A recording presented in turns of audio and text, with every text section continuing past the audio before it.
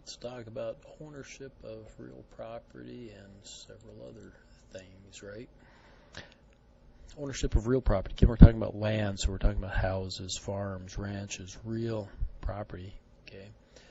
And the ownership of that's otherwise known as an estate, okay? And it can be either fee simple, absolute, which means no conditions, and that may be fairly true of still some of the farm ranch ground that we see, but fee simple, the feasible, may have conditions attached. In other words, an owner at one point in time may have put conditions upon it.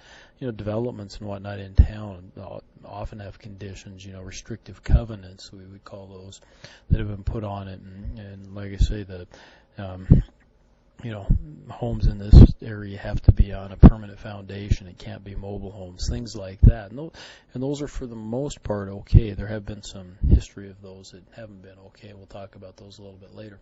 A life estate, and that happens fairly often, you know, in different ways.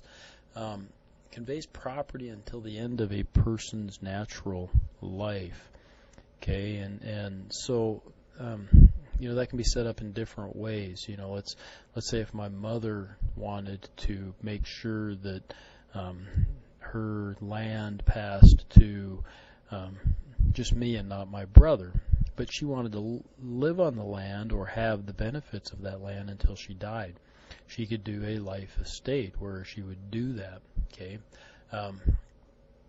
And then I would have a remainder interest in that case, right? Separate party will receive the ownership upon death, okay? I could, let's say I have land and I wanted my mother to be able to live there until she died, and she would have the benefit of the property until the day she died. I could set that up, right? I could transfer that land and a life estate to her, but then upon her death it would come back to me, assuming she predeceased me, of course. And these combined are basically future interest, right? Holders of reversion or remainder interests are said to have a future interest. And, you know, we see these maybe in a lot of charitable cases, too, where somebody might say, you know, I want to give my farm to the college, but I want to have the benefit of it. I want to have the income from it. I'll pay the taxes on it, everything until I die. But when I die, then it'll automatically get transferred to the college. It can kind of avoid some of the estate things that would happen otherwise. Okay? And so those are, you know, actually fairly not uncommon, let's put it that way. So the leasehold, right? So anybody, if you've leased some property, that's an ownership right as well. You have the right to use it for a specific duration, right, and for a specific purpose to live there. Or, you know, you can lease the personal property, a car. You know, you rent a car for a week. Well, that's an ownership right. You technically have ownership in that car for that week. Okay, ownership by more than one. Tenants in common. And the important thing to know about this is it's most often used with unrelated parties.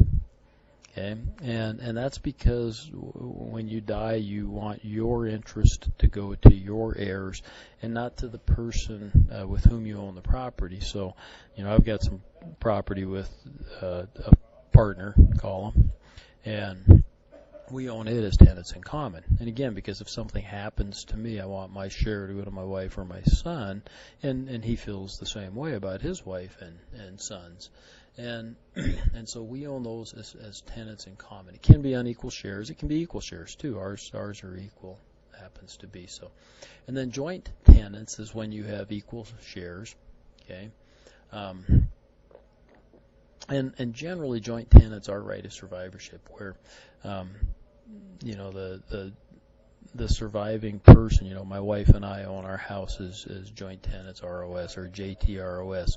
If something happens to one of us, the property automatically goes fully then to the other person. Okay, so that's very common. It would be not uncommon to use that for a parent and a child too. Okay. Transferring. We use deeds. You often hear that, right? And the two most common are a warranty deed, which warrants property to be free of encumbrances other than those noted. And you know, often you might transfer property with an encumbrance on it, but you would note that subject to this or that, subject to, you know, this easement or that, whatever the case may be. Okay, and that this is the most common way to transfer property is warranty deed. If somebody were transferring property to me other than a relative, I would require that they do it with a warranty deed. Okay. Quit claim deed, on the other hand, transfers properties without any warranty, and that's often used with family. I've seen that in divorces. Okay, and part of the reason for that is like in a divorce, you know, you should be a knowledgeable person. If you're the one receiving the property, you should know if there's already any liens or encumbrances against it. So the person would simply transfer it to you using a quit claim deed.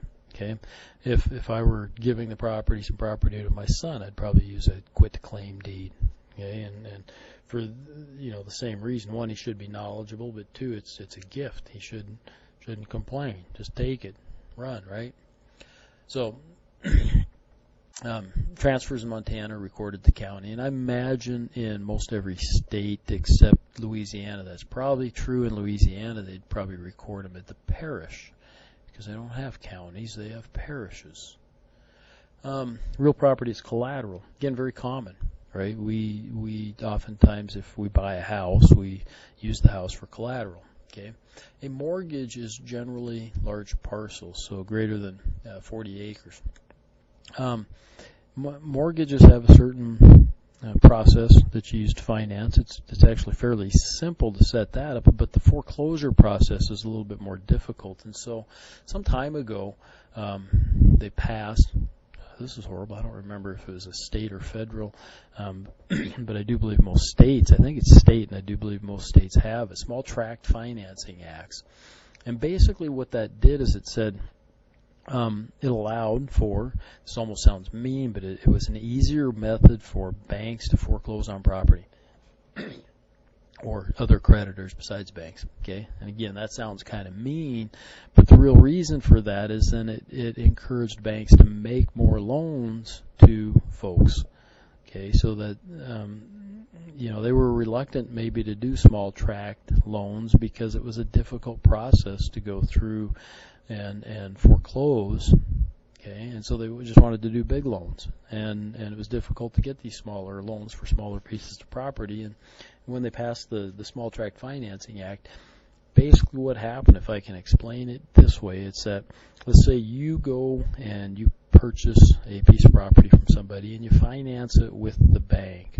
Okay, then you've bought the property, it's deeded to you, you sign what's called either a deed of trust or a trust indenture, and they're basically the same instruments.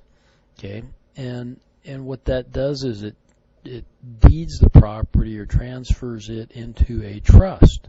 Okay, and so the property's held in trust until either you've paid it off, okay, in which case the trust is instructed to give the property back to you, or you default, in which case then the trust is instructed to turn the property over to a creditor in that case.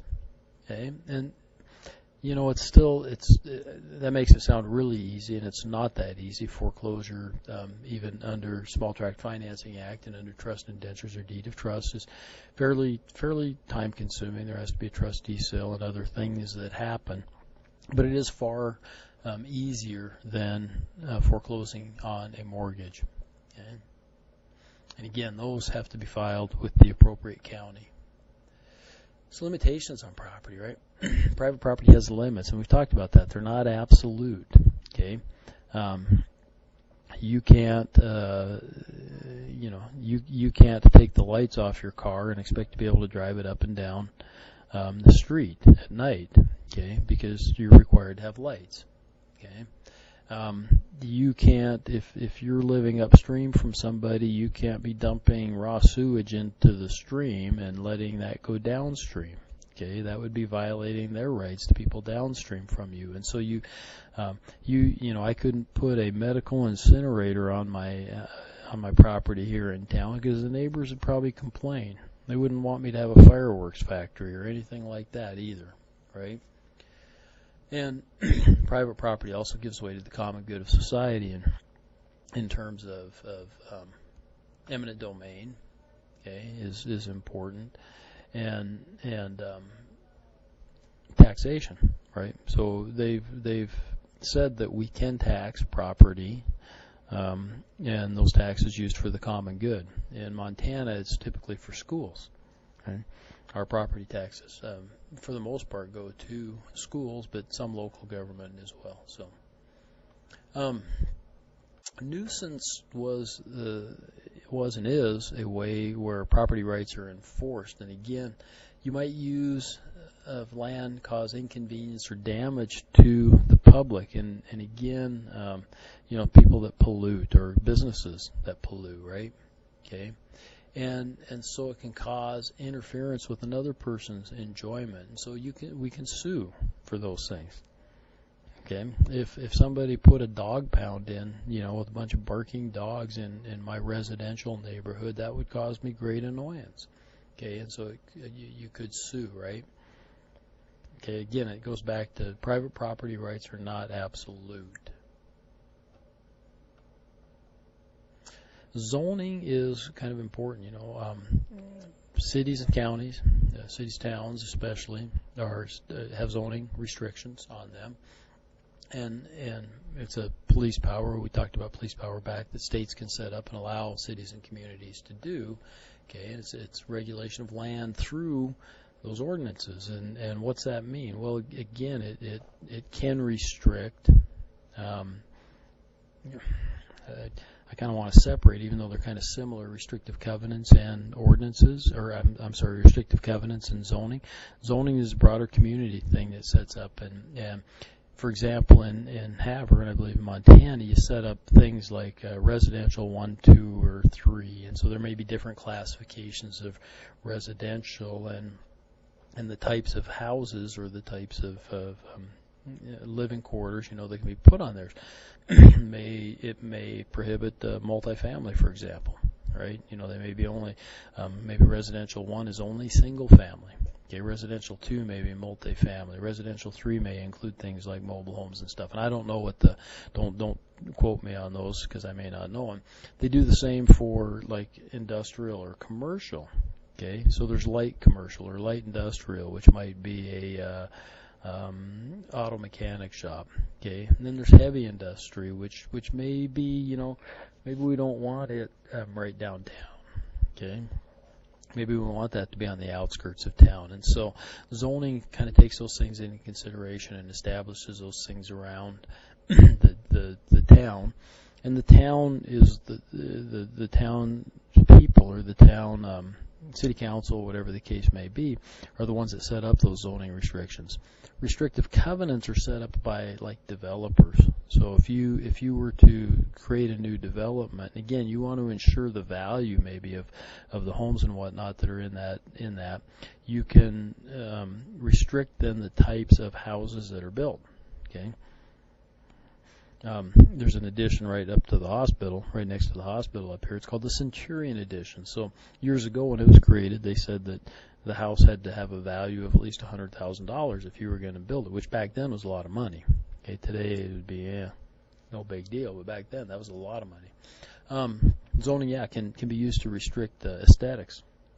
We were at Hilton Head Island once years ago, but kind of drove around and you wanted to find someplace and you couldn't see any signs. Well, and you looked a little closer and you realized that all the signs were low. Okay, well they had a zoning requirement that commercial signs couldn't be above like a first floor, so they couldn't be above 10 or 12 feet high, and they were often obscured by bushes, shrubs, and those types of things. Well, that was an aesthetic that town wanted to create.